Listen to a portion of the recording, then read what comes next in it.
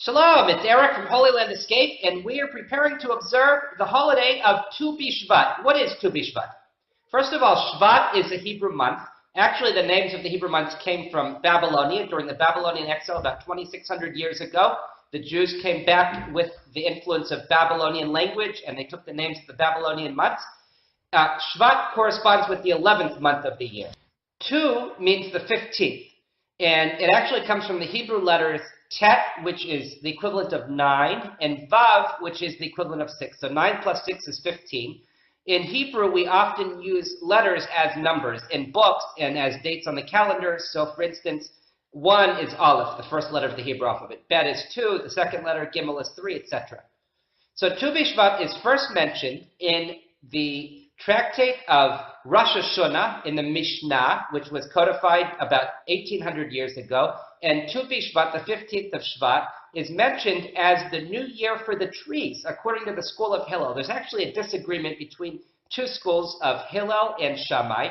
The house of Shammai, those are the descendants of the students of Shammai, one of the very great rabbis. They observe the new year for the trees on the first of the month of Shvat, but the descendants of Hillel, the descendants of the students of Hillel, observe the new year for the trees on the 15th of Shvat. And it seems like the school of Hillel is trying to tie in the significance of Tu B'Shvat, the significance of this time of year, with the other two major Jewish holidays of Passover, which occurs in another 2 months, which is on the 15th of the month of Nisan, and Sukkot, which is in the fall, which occurs on the 15th of the month of Tishrei. And on the 15th of the Hebrew months, the moon is always full. The moon is always at its maximum on the 14th and the 15th of the Hebrew months. On the first of the Hebrew months, the moon is not even visible. That's what the Hebrew calendar follows the lunar cycle. So on the first of the Hebrew month, the moon is almost impossible to see. And gradually the moon gets bigger and bigger and bigger, and it reaches its peak on the 15th of the Hebrew month. And then from the 15th until the end of the month, the moon gets smaller. What is the meaning of the new year for the trees?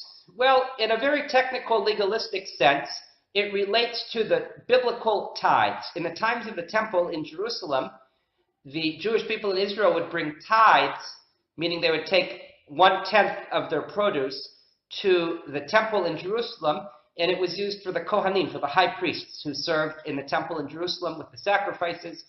And it was like a kind of tax season. You can think of it as in America on the 15th of April, every country has their own tax deadline. It marked a tax deadline. It marked how to separate the tithes from one year to the next. That is the halachic, the Jewish legal significance of the new year for the trees. Now, this time of year in Israel, when the weather is quite chilly, it's still during the rainy season, it's still considered early. The only tree that's really in bloom this time of year, the only fruit tree, is the shaked, which is the almond tree. And in modern Hebrew, we say shkediyah, which is the word for almond. Almond has a very important significance in Hebrew. In the book of Jeremiah, the prophet is asked by God, what do you see before you? And he says, I see the rod of an almond tree. And in a wordplay that you can only appreciate by understanding Hebrew, the same root for almond, shaked, also means hasten or bring it on quickly or something that comes fast. And God replies to Jeremiah, you see well, because what you see, I will, and then he repeats the same root, which is kind of a wordplay for shaked, for almond, but it also means I will hasten it quickly. And this is one of the main significances of Tu B'Shvat, is that it's still winter, the weather is still cold, the rains are still falling, yet the almond tree is in bloom.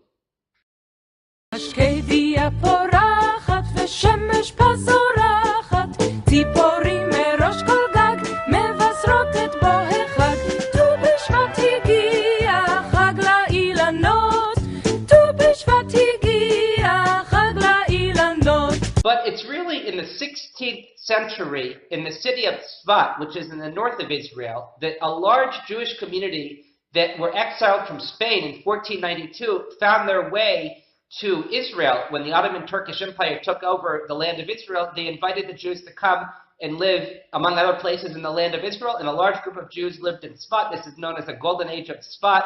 It's also the development of the Jewish mystical movement, and they instituted practices such as eating the fruits of Israel and having even what we call a seder. Seder means order in Hebrew, which we have on Passover in 2 more months. We will sit around the table and retell of the story of the Exodus from Egypt and eat certain symbolic foods in certain orders. So the mystics instituted an observance of Tu B'Shvat that also involves eating certain fruits.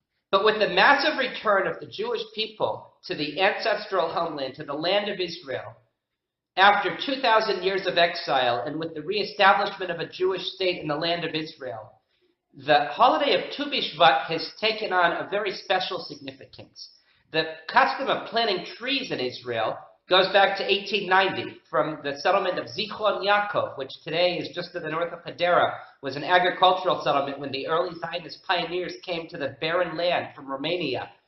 And planting trees was a way of bringing the fruits of the land of Israel back to life. Also, the date of Tu B'Shvat was chosen by Hebrew University in 1918, when they laid the first cornerstone of Hebrew University in the Technion in Haifa, another university in Haifa, in 1925. And in 1949, just 1 year after the reestablishment of the State of Israel, the Knesset, the Israeli parliament, was inaugurated on Tu B'Shvat. It said that there's no clearer sign of the redemption of the Jewish people than when the land of Israel gives its fruits. It says in the book of Leviticus that God will make the land of Israel desolate, and the enemies will be astonished by it. And the medieval biblical commentator Rashi points out that this is a wonderful blessing, because while the Jewish people are in exile, the land of Israel will not give its fruits to the enemies. And in fact, this is what has happened historically, at least according to the legend, and we have historical testimony from Mark Twain, who visited Israel in the 1830s, late 1830s, that the land of Israel was desolate. So Jews today living in Israel have a tremendous blessing, because we look all around us and we see the beautiful fruits in the trees of the land of Israel, which was at one time only a dream. And now it's all coming true before our eyes.